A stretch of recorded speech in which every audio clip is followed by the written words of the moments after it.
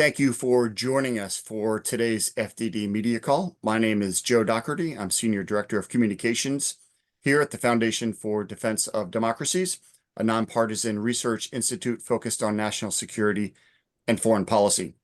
We're grateful that you've joined us as FDD experts. We'll set the table for Saturday's technical and diplomatic talks regarding Iran's nuclear program. Joining us for today's call, first up, we have Benham Ben Taleblu. Benham is an FDD Senior Fellow and Director of FDD's Iran program, specializing in Iran's nuclear program, Iran's ballistic missile, cruise missile, and drones programs, U.S. sanctions, the Islamic Revolutionary Guard Corps and its proxies, the foreign security policy of the Islamic Republic, and internal Iranian politics. Also joining us on today's call is Andrea Stricker, an FDD Research Fellow and Deputy Director of FDD's Non-Proliferation and Biodefense Program. Andrea has extensively researched Iran's nuclear program, including its history, the regime's proliferation efforts, and technical advances, as well as diplomatic agreements. We're going to get to the call very quickly, but some important housekeeping items. First, today's conversation is on the record. Also, we will share the transcript and video of the call as soon as it's prepared. The transcript will take a little bit of time, but the video will be posted shortly after the call concludes. Benham is going to open the call with opening remarks, followed by Andrea, and then we will open things up to your questions. During the Q&A portion, you may submit your questions via the chat feature or the raise your hand feature, in which case we'll let you know when you are called upon so that you can ask your question.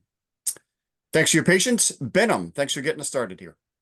Greatly appreciated, Joe. Greetings, everyone. Great to be with you. Great to share the virtual stage with my friend and colleague, Andrea Stricker, who is joining us also remotely. As we preview the third round of U.S.-Iran direct or indirect nuclear talks, this time back in Muscat in Oman, I think it's worth taking perspective of a few important trend lines that have emerged, both from a political perspective and from a policy perspective when looking at things through the lens of Tehran. The first is why engage now? And the second is why is engagement by the Islamic Republic qualitatively different in 2025 than in 2013 or even in 2015. The first, of course, is that the Islamic Republic doesn't have a nuclear theory of the case. If you go back to the negotiations that led to the 2013 JPOA and 2015 JCPOA, the Islamic Republic was really auditioning for the role of responsible nuclear stakeholder. And you don't have to take it from me. You can take it from, IEA Director General Rafael Grossi, who, when he has to look at the mixed messaging he gets from the Iranians, the lack of explanation he gets from the Iranians when it comes to things like monitoring and verification, when it comes to a response that I think just a few hours ago, outlets published when they talked about this most recent, potential centrifuge construction facility underground. Rafael Grossi asked about it, and the reported quote from the Iranians was, "That's none of your business."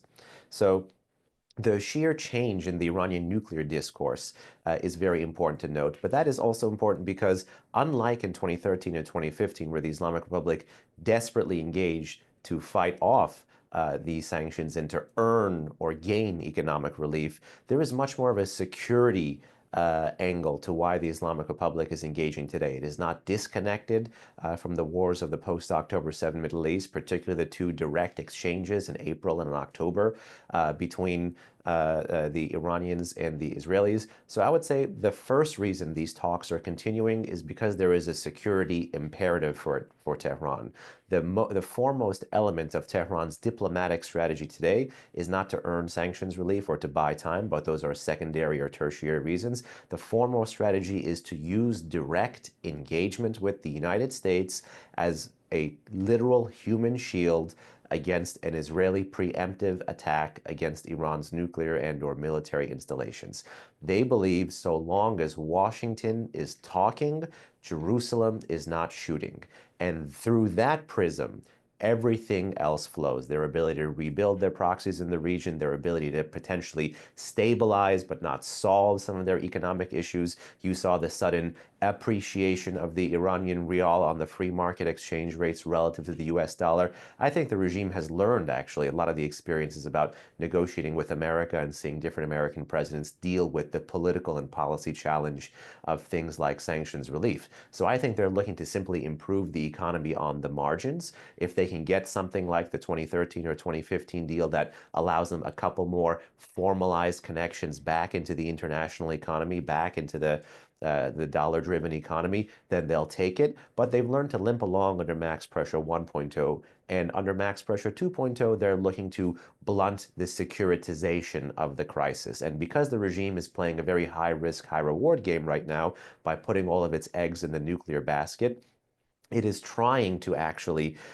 elicit something that is much more important than dollars this time around. And it is trying to ensure or guarantee regime survival. And that is precisely why you've seen such flip-flopping on, are these talks direct or indirect? Will Iran engage with or not engage with Donald Trump? And ultimately, what can the U.S. Settle for when it comes to a nuclear deal? And I think I can think of no better person to talk about those finer points about what the U.S. wants versus what it may settle for in the contours of a nuclear deal with the Islamic Republic than my friend and colleague Andrea, who will pick up some of the technical parameters from here. Turning it over to you, Andrea. Thanks, Benham. Thank you all for joining us. So I think a bit concerningly, we're heading into this round not really knowing what the U.S. position is. It's important that we don't know what Witkoff has been telling the Iranians in the first two rounds of talks. Is he open to continued enrichment, or has he simply just been gathering the facts of the Iranians' positions? We saw Marco Rubio yesterday explaining to the FP that Iran shouldn't have enrichment, that Witkoff was referring to the level of enrichment Iran could have if it were importing fuel for a remaining civil program. That's positive, but still it's not Rubio who is at the table, unfortunately. And so I think those of you who have been covering this issue for many years, you know that if you're going into a negotiation with the Iranians, you want to know what your bottom line is before it starts getting whittled down. From what I was hearing yesterday, the team members going to Oman may not have even known what they were supposed to go and talk about. I think for that reason, it's positive, this Politico report that Michael Anton will be involved. He does seem to know the Iran file pretty well, even though he's not a technical expert.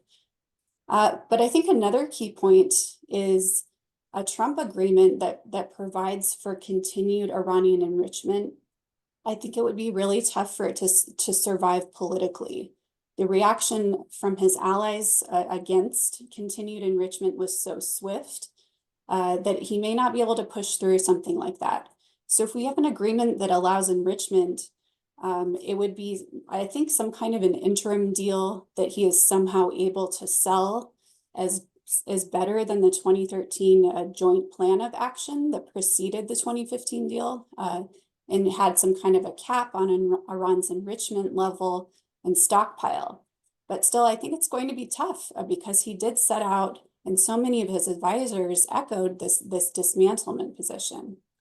I think one of the worst cases, if he does reach a deal, is that something emerges like a rollback of the program that isn't permanent on a technical level.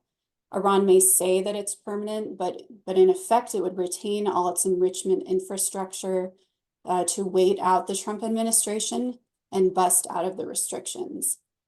David Albright of the Good ISIS, he posted on X a few days ago some breakout estimates for what it looks like to leave Iran's advanced centrifuge stockpile in the country, even with eliminating the 20% and 60% enriched uranium stocks. And it still gives us a breakout time. That's the time it would take to make the weapons grade uranium for a weapon, nuclear weapon. It would be around 2 months. So the breakout time would be short. It's not clear that you would get much from an interim deal. And repackaging something like the JCPOA, but saying it doesn't have sunsets or an end to restrictions, is not going to fulfill the dismantlement pledge that Trump's advisors have made, and it would simply kick the can down the road. Pressure would diminish on Iran, and we would lose this very significant window for military action by the US and Israelis to possibly eliminate the program. So in a best case, I think, given where we are and the gap between the US expectations and demands and the Iranians' position, I think that the talks could fall apart. The administration may suddenly revert back to its dismantlement position more firmly this weekend. And if things fall apart, then the administration can revert back to letting the pressure build on Iran. And there just may not be enough pressure on them yet to even consider getting a dismantlement deal. They really need to be put in a position of seeing the nuclear program as a threat to their survival rather than something that protects their survival. So something that could get them bombed, shake the economy, and cause uprisings, and really doom the regime rather than something that protects it. Thank you, Andrea, and thank you, Benham. Okay, we are preparing to move to the question and answer portion of the call. Just a quick reminder, you may submit your questions via the chat feature, or you may use the raise your hand feature, and my wonderful colleague Ellie will line things up. In the meantime, I will get things started, and I'll come out of the gate hot, if you will, on this one, and ask you both, what is the worst case scenario? What do you fear out of the talks heading into Saturday? Sure, I'll offer you two things that I'm afraid of, not just heading into talks, but based on the trajectory of talks succeeding, based on the public statements we've been hearing from US officials, and if talks collapse. Here at FDD, I have the pleasure of kind of overseeing the breadth and depth of all of our Iran programs, which is not just nuclear heavy, but there's regional, there's terrorism, there's human rights, there's cyber, there's a whole host of threats that we face from the Islamic Republic. And the counterproliferation challenge is just one challenge that we have from the Islamic Republic that is part of the larger counter-regime challenge. The reason I'm saying that is because the two things I worry about most as we focus in on nuclear diplomacy and the nuclear crisis is, one, a limited deal, basically a bad deal, one that merely allows through an interim to a final deal type process, like the JPOA that caps the threat briefly, and then the JCPOA that for a time period rolls back select vectors of that threat, only to allow the Islamic Republic to surge back after a few years or at a time of its own choosing, and that ignores delivery vehicles like ballistic missiles or anything else for that matter. I'm greatly afraid of that, not just from the counterproliferation perspective and the things that Andrea laid out, but because of what this would do to a regime which is really indeed in the region and at home on back footing. This would inject life into the regime. This would allow the regime to actually generate a little bit of that fiscal and economic health. This would allow the regime quite a few talking points to use against enemies at home and abroad, and really step up or bolster their penchant for more risk-taking on the whole host of non-nuclear threats that we face from the Islamic Republic. So fear number one, bad deal number one, is that you would inject life into an already illegitimate, bankrupt, and weak regime and not capitalize on the window of opportunity. That's fear number one. Fear number two, and I'm not mincing my words here, is from seeing the Iran threat only through the counterproliferation challenge, fear number two, converse of a limited and bad deal, is a limited and bad military strike. Increasingly, what we're hearing from dissenters inside the country, members of the diaspora, is as follows, that what the biggest fear is in the case of a conflict is not actually inadvertent casualties, which is something that anyone would fear in any war zone, not just in the Middle East, but around the world. But the big fear is that there is a disarming kind of, or defanging kind of limited military conflict underway, or coming our way, that neuters part, if not all, of the regime's nuclear and or military capabilities, but just like Saddam after Kuwait in 1991, locks in a domestic totalitarian terror with just enough capacity to wield what's left of its wounded military apparatus against an increasingly dissatisfied population, hurts them, and then has just enough domestic capacity to make the US, the West, US partners in the region worried about what it could do with that capacity, and then with a growing threat and diminished monitoring, have to force us into a longer term conflict. So when I hear a lot of people talk about Iraq, I unfortunately don't hear a lot of people talk about the decade between the two Iraq wars, between the 1991 and 2003 war. So fear number two that I have is that only seeing the Iran threat through the counterproliferation prism and not focusing on something like dismantlement being part and parcel of a larger counter-regime strategy, if there is just a limited nuclear strike and in the event that it's successful and there is no follow-up larger counter-regime policy and the Trump administration or the Israelis think it's one and done, we're going to have a major problem on our hands here, and that would be the proper Iraq analogy. Andrea. Thanks. I think we should consider a couple of wildcard scenarios. I've already touched on the pitfalls of reaching a weak interim deal or a watered down but lengthened JCPOA. Iran could use the time between now when it's talking, sort of stringing out the US on the military threat, preventing Israel from acting. It could use this time to conduct additional secret work on a nuclear weapon and consider dashing to the bomb. The New York Times reported in February that Iran is looking to possibly shortcut its route to the bomb by making crude weapons. And those estimates are that it could likely do so within 6 months. And it has enough highly enriched uranium to make several nuclear weapons already. In something that we're looking at closely is the IAEA may not have the ability to notify the international community if Iran does divert the uranium fuel until maybe several days have gone by. It doesn't have remote and near real-time notification if some of that fuel is enriched further. It may actually have to go into the facilities to be able to obtain that kind of data or surveillance footage. So that's something to watch. That would put the US and Israel in a position of having to quickly act to stop a breakout militarily with limited information about where this uranium might have gone. It could be deep underground, perhaps at the Natanz facility that the good ISIS highlighted yesterday, where Iran is erecting a security perimeter. Another wild card scenario, I think, is Russia providing help on weaponization. It's been closer to Iran lately, and it may provide some needed data, some needed testing help, assistance on the various layers of creating a nuclear weapon if Iran does decide to dash to a bomb. For both of those scenarios, for many reasons, those scenarios may not be likely, but we certainly want to get ahead of them. One certainly hopes intelligence eyes are looking closely at both of those possibilities. And then we've got lots of different robust military capabilities, sabotage capabilities, intelligence that could help prevent a breakout or Russian assistance.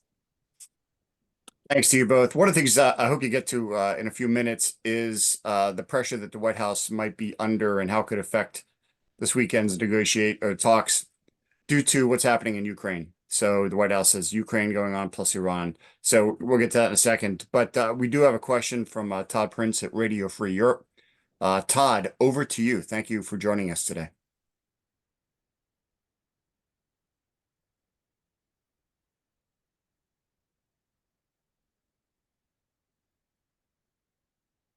Todd, I think you're still muted.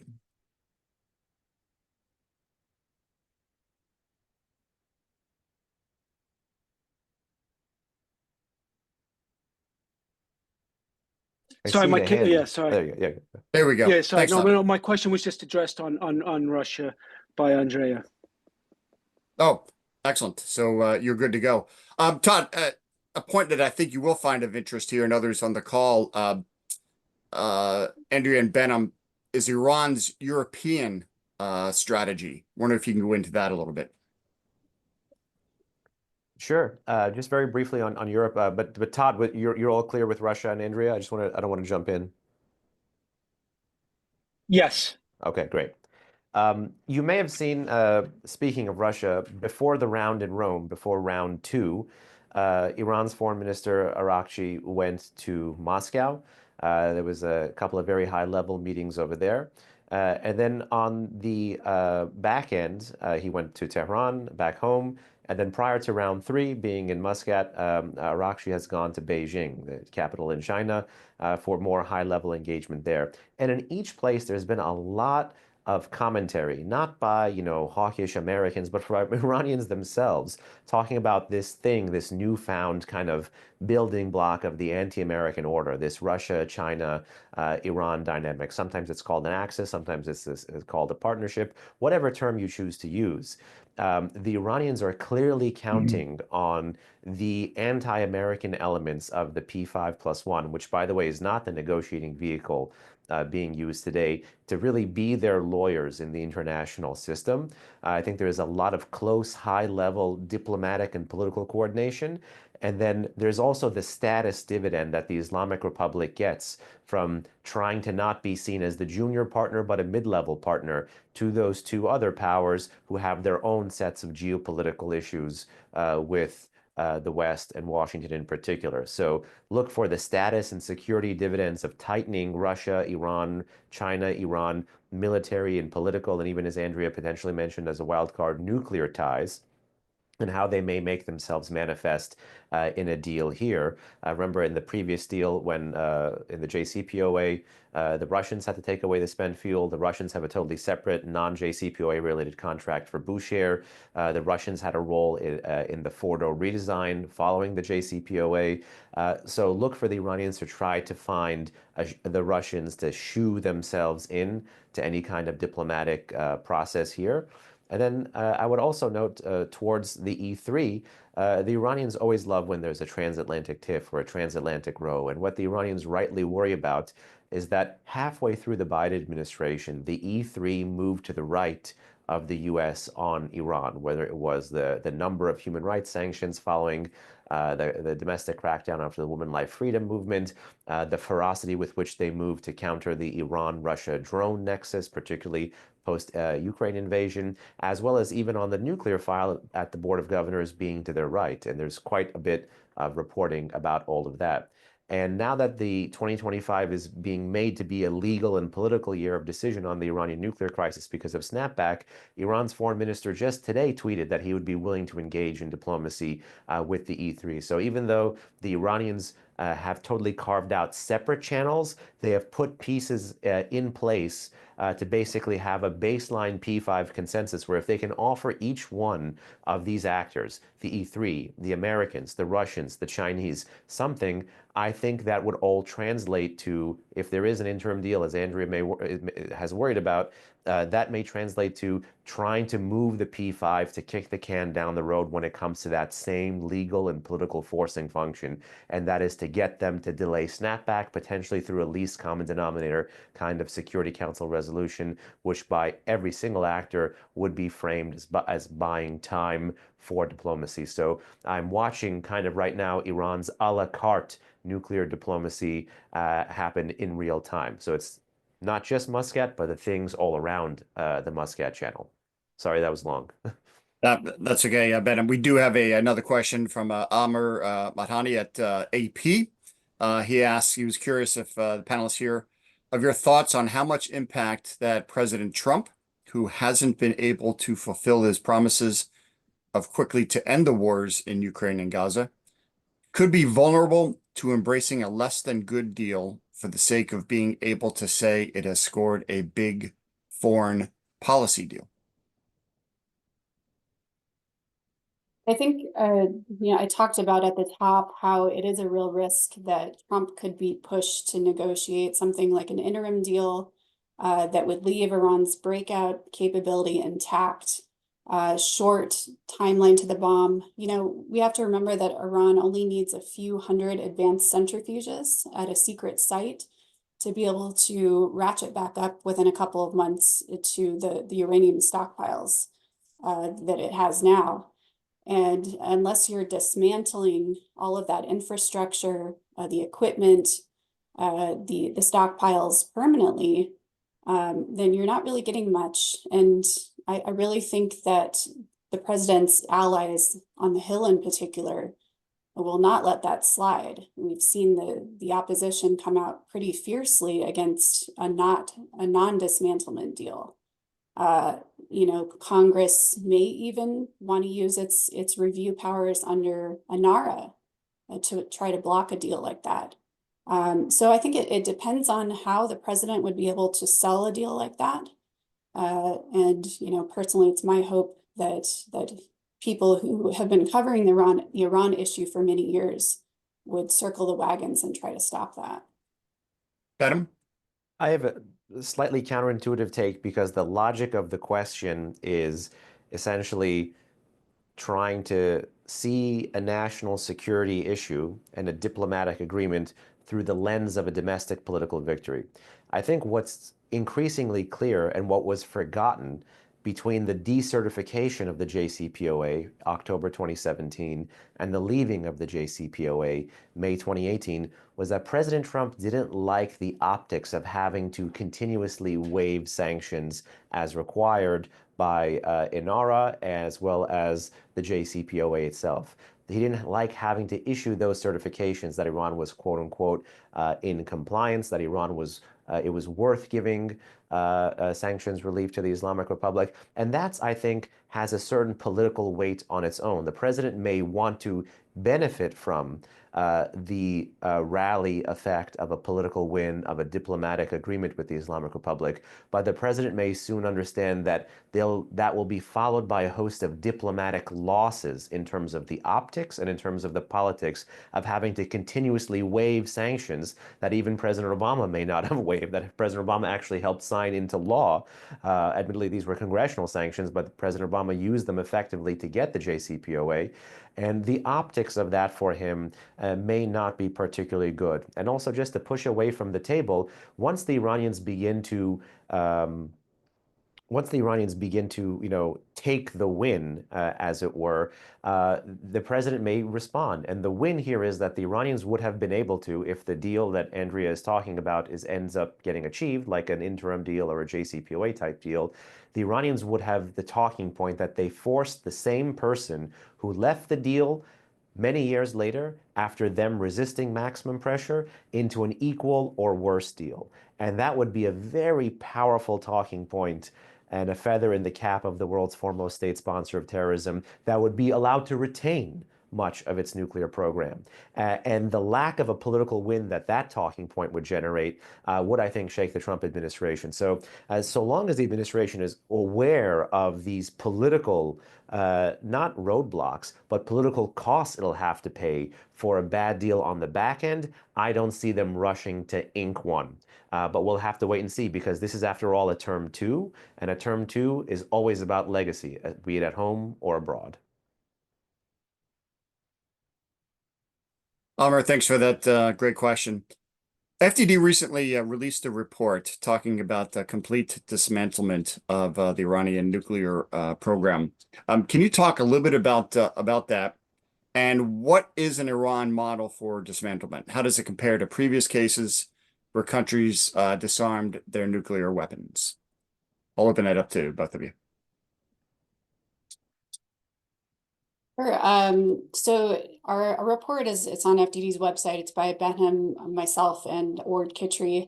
And we're really talking about removing Iran's nuclear threat permanently. So removing its ability to produce enriched uranium fuel for nuclear weapons, to reprocess plutonium potentially, dismantling all these facilities, centrifuges, and having full IAEA access, full accounting for a nuclear weaponization program, so that the effort that Iran would take to build nuclear weapons.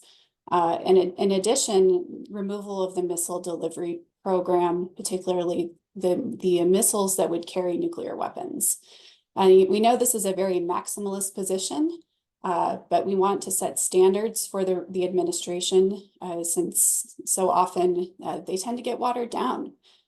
So if we can reach something like this, something that would actually permanently remove the threat, that would be something we think that is worth a Senate treaty worth the president's allies and his opponents even ratifying as a treaty. And it's important to note, and we touch on this in the report, that other countries have dismantled their nuclear weapons programs. A lot of print is given to the Libya model, which we know gave up a turnkey nuclear weapons program and missiles. It's important to note that an Iran model would be very unique. For this reason, we want to take some lessons from these models, but not use them as a strict template. I think, we have the former Soviet states that returned nuclear weapons to Russia peacefully. Taiwan dismantled its plutonium production and reprocessing facilities in the 1980s under IAEA and US supervision. But I think the most salient example that we have is South Africa actually dismantling fully built nuclear weapons in the 1990s and allowing the IAEA to come in and verify the end of that program. And it had full anywhere, anytime access. It went in and interviewed personnel, and they were able to ascertain that all these capabilities were removed, weapons designs eliminated. The fuel was under safeguard in that case. But I think the key point there on South Africa is that we had the government's buy-in. And if we don't have the regime's buy-in to dismantlement, then inspectors could be in there with an Iraq type situation where you have Saddam Hussein giving inspectors the runaround. So that's an important lesson as well. Another key point is the dismantlement could take place very quickly to render key facilities defunct, but it would take years of IAEA investigations, questioning, access, et cetera, to ensure that the nuclear weapons program is fully shut down. So no perfect comparison to the Iran example. It would be its own animal, but there are lots of different examples to draw from. Thank you for that, Andrea. Quick question. Statement first. I think unpredictability or unpredictable is a fair word to describe the White House foreign policy and how it moves forward. Could walking away from the talks be an option, and what would happen if the White House decides to do that? I certainly, I'll just begin here. I certainly think it is an option, and I think it is wise as well. The Iranians are trying to grow the level of risk kind of like an hourglass, growing the nuclear capacity this way while diminishing the monitoring this way. Kind of creates an hourglass figure that generates more risk, that tries to take time, which is something that is on the US side, and transfer it to an asset being on the Iranian side of the ledger instead. And we've seen time and time again how the Iranians enter negotiations with a weak hand, take advantage of the fears and the concerns through trust-building exercises that Americans or other Westerners mention in those conversations, and play upon those fears to leave those negotiations with an unfortunately much stronger hand. And I think something that the White House has at its disposal is the fear, the uncertainty, and the doubt that the various shades of, even in just a few months of Trump 2.0, of its Iran policy that we've seen. The president's been actually investing a little bit in everything, in public diplomacy, in private nuclear diplomacy, in resurrecting the maximum pressure policy. A small corollary there is actually, unlike the Obama and Biden administration, being willing to sanction oil while talking. You had a teapot refinery, the second teapot refinery in China in the past 3 months, sanctioned between round 1 and round 2 of US-Iran nuclear talks. This stuff is important. It shows Washington can talk and walk and chew gum all at the same time. At the final part, doing preemptive military action against Iran's proxies on the southern part of the Arabian Peninsula, the Houthis in Yemen, moving more military assets, particularly those that could be used to strike subterranean facilities like the B-2 into the region. The president is investing quite literally in every policy option to tell the Iranians that they don't have favorable exit options and that there is no way out but through. And I think the president would be wise, actually, to push away from the table, to play up the fears, the uncertainty, the doubts that the Iranians may have about the president, and the ease at which the president may actually be willing to escalate sanctions, as well as the ease at which, or even dare I say, the casualness with which the president may change his mind with respect to even a preemptive Israeli military strike. All those things need to be weaponized to actually get the Iranians to take the knee here. I have a couple points to add just on the timeline. If the talks do fall apart, I think it's worth noting that we do have a very favorable timeline to ratchet up pressure on Iran. So we have this whole arsenal of leverage leading up to the UN sanctions snapback in October. And at that point, we bring in the Europeans to circle the wagons. We know that's traditionally been successful when Iran knows that it can't divide the transatlantic coalition. First, I think we give Iran a deadline at the June IAEA board meeting. We have this IAEA comprehensive report that's coming out, and it will lay out all of the IAEA's remaining safeguards concerns, and that's going to happen within a month or so. And I think we give them a deadline. We say, come into compliance within a month, or the IAEA will schedule an emergency board meeting, and then we'll refer the case back to the UN Security Council. And that positions us for snapback before October when the deadline runs out. So we'll have a snapback clock that could take 30 to 60 days or so. We want a favorable country to be chairing the UNSC at that time.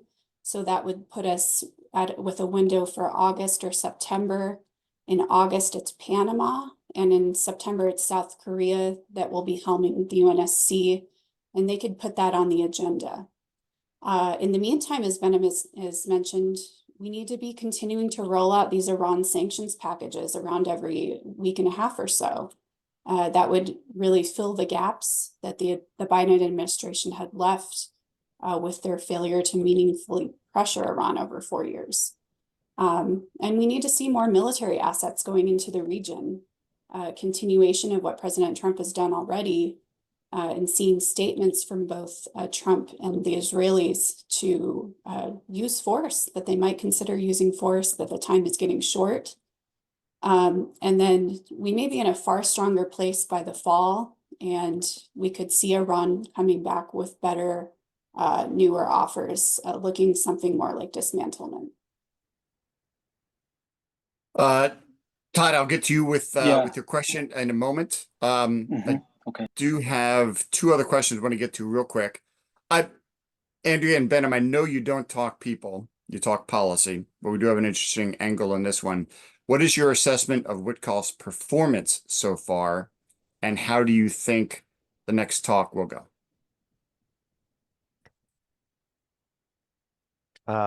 Performance as in just with respect to Iran, or I mean, he's also the special envoy. He's done negotiations with the Russians. He's gone with the Israelis over Gaza.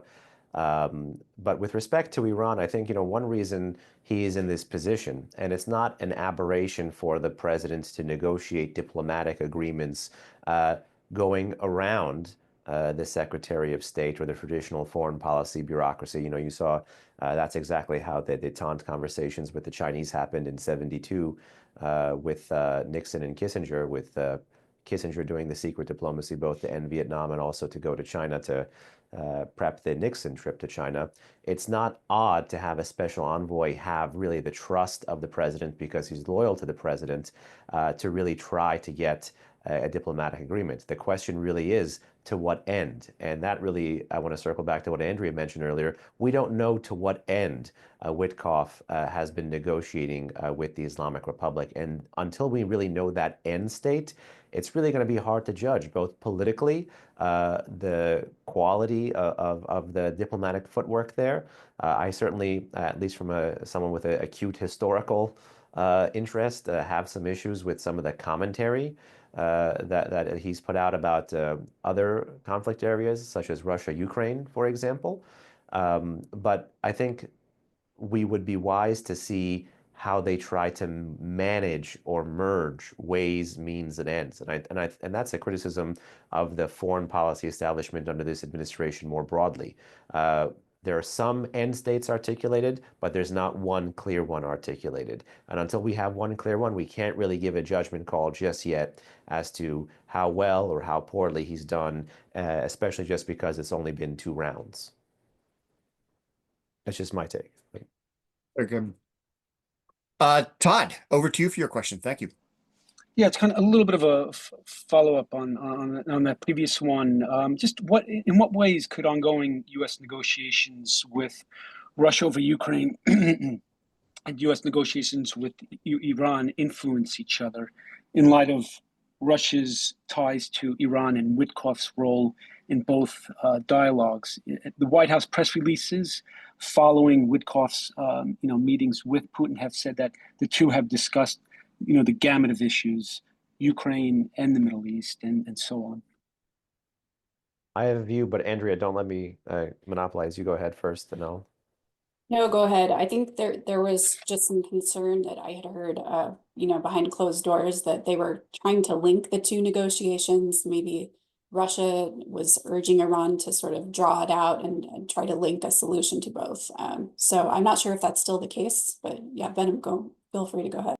I think just on one point, that question of linkage, the outstanding question remains, well, who was trying to create linkage and who was trying to infer linkage? Who was trying to get the Russians involved as a broker on behalf of somebody else? Is it more the Iranians or is it more the Trump administration? Trump administration may think, okay, we got to find a country that is closer to Iran that could be some kind of otherwise mediator or play some kind of role in an interim or in a final deal. Or the Iranians might want to be enlisting their lawyers to try to help generate leverage by linking a whole host of complex geopolitical issues to force the Trump administration to make trade-offs.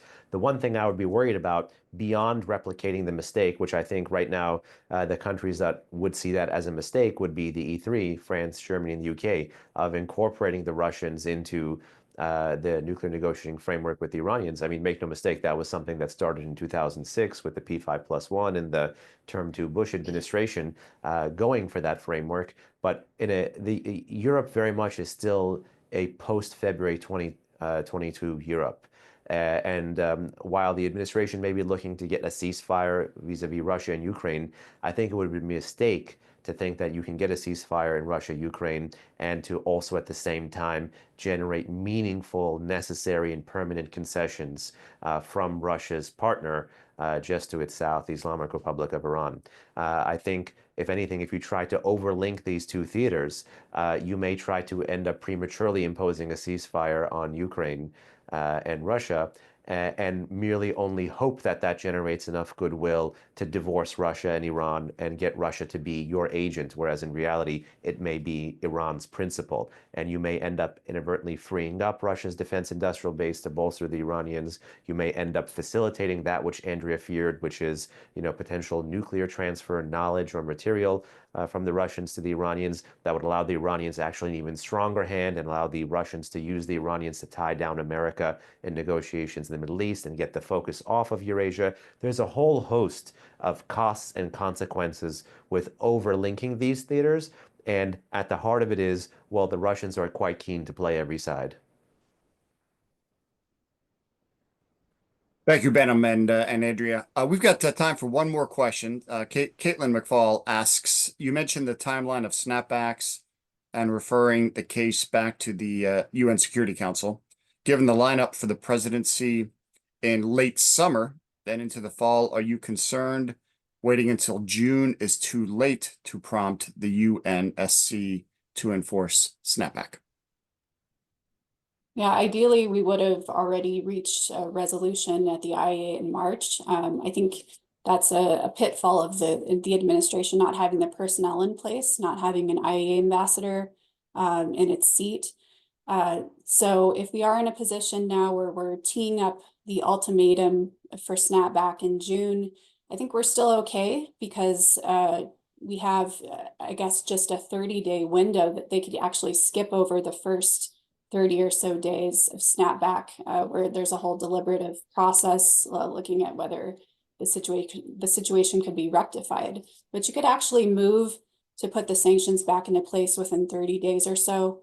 So even waiting until August, as it looks like it might have to be, we'll still be in an okay position to enact it and trigger it. Yeah, just very briefly, I worry about not the Iranians being able to run the clock, but the country that has the host of the UNSC presidency during the summer and into the fall. You know, the Russians actually have it, I think, in the early fall, September or October, if I'm not mistaken. But them being able to order the docket or delay this from being an issue for consideration at the UNSC. Remember, there's a whole host of bureaucratic and political things that could run interference with the 30-day timeline. That's why most people, when you talk to them about realistically how long is it going to have to take, it's closer to what Andrea said, between 30 and 40 days or between 1 and 2 months. And so you kind of have to take the politicking at the UNSC and the bureaucratic politics there into account, which I think you will need a pathway to move from US-Iran bilateral to E3 pressure to the IAEA board, to really a more unified Western vision of Snapback, and to make the case for it at the UNSC. And then the hard thing really happens post Snapback. It's if Snapback, then what? And that's why I think, you know, priority number one for the administration needs to be rebuilding those bridges with America's transatlantic partners, who kind of secretly have been doing maximum pressure on Iran on their own since Trump term one has ended, given the increasing Iranian nuclear, human rights, Russia, military, and other threats. So it really would behoove the Trump administration to be negotiating with its partners, because as you see from the Iranians are coordinating and negotiating with their partners, be it Russia or China. Thank you, Benham. Thank you, Andrea. We will come back to you, just each of you, to provide a 30-second summary of your thoughts. But before we do that, for those reporters on the call, I do want to mention that Ellie posted the FDD dismantlement report. The link to that, you'll find that in the chat. Also, Mark Dubowitz, CEO of FDD, is hosting the Iran Breakdown, a multi-series podcast that I really think you will find of interest. He's got some great guests and goes in some tremendous detail. Mark, as you know, has a long history on the Iran file and the Iran nuclear program. You'll find the link to that, to the Iran Breakdown, in the chat as well. Thank you to each of you for being on the call. Before we wrap up, we'll start, Andrea, with a quick summary. Over to Benham. Yeah, thanks for joining us. I think a key point, let's not forget we have a ton of leverage over the Iranians. Their domestic situation is precarious.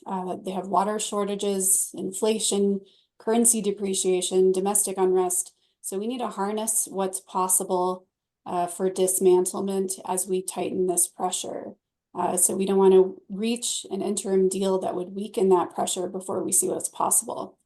And I think also, if it does come down to a fundamental question of Iran facing military action to stop its nuclear program, then the president needs to be willing to act on his military threat along with the Israelis, and bear the risk that they will have to need to continue going after any reconstitution efforts.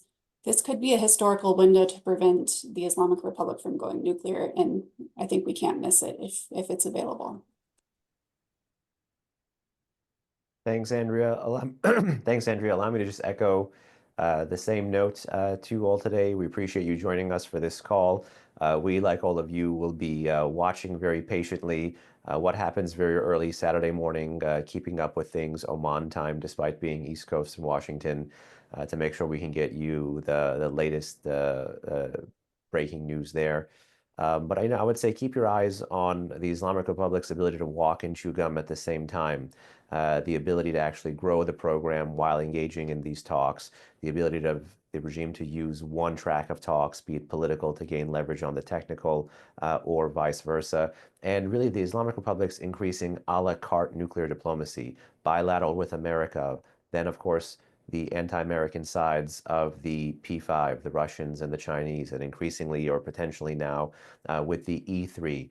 Washington really does need a diplomatic ground game here. And with talks only continuing, we can't afford to keep talking for the sake of talking, particularly when time is a weapon on Washington's side, not on Tehran's side. Andrea, Benham, thank you very much. We will have the audio to this call available early this afternoon, and I'll share it to each of you that are on the call today. And then I think by tomorrow morning, we should have the transcript, which we will share all of it in time ahead of Saturday's meetings. In the meantime, if you would like to talk with Andrea or Benham separately, happy to arrange that. Please reach me and my colleagues at press@fdd.org. Thanks for joining us. This does conclude today's call.